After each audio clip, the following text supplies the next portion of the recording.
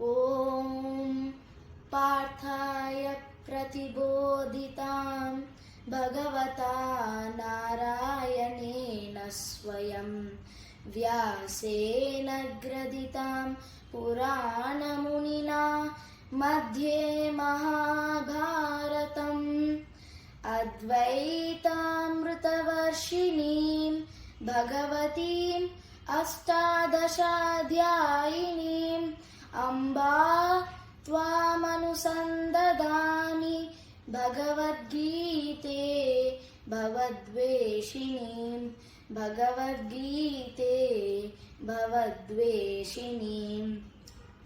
ॐ श्री परमात्मने नमः। श्रीमद्भगवद्गीता अथ चतुर्थोऽध्यायः। श्लोका 16-25।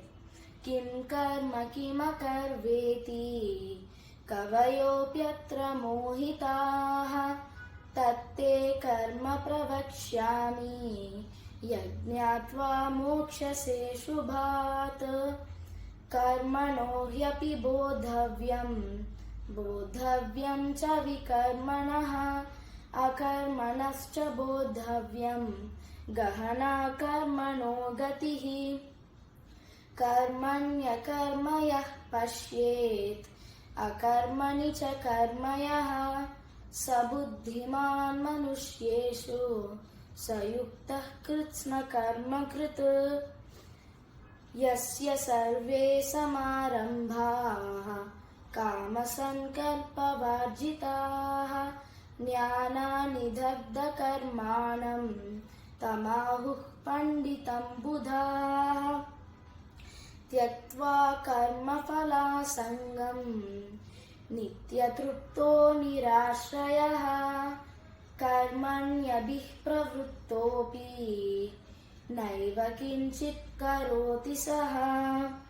निराशीर्यत चित्तात्मा त्यक्ता सर्वपरिग्रहः शारीरं केवलं त्यक्त्वा कुर्वन्नाप्नोति किल्बिषम्।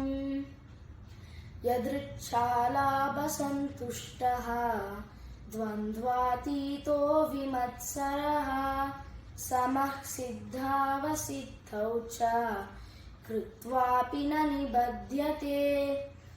गतसङ्गस्य मुक्तस्य ज्ञानवस्थितचेतसः ज्ञानाय चमरः कर्म समग्रं प्रविलीयते।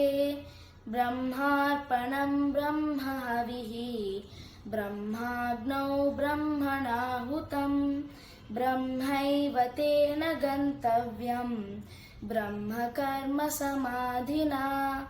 दैवमेवापरे यज्ञं योगिनः पर्युपासते ब्रह्माज्ञावपरे यज्ञं यज्ञेनैवोपजुह्वति।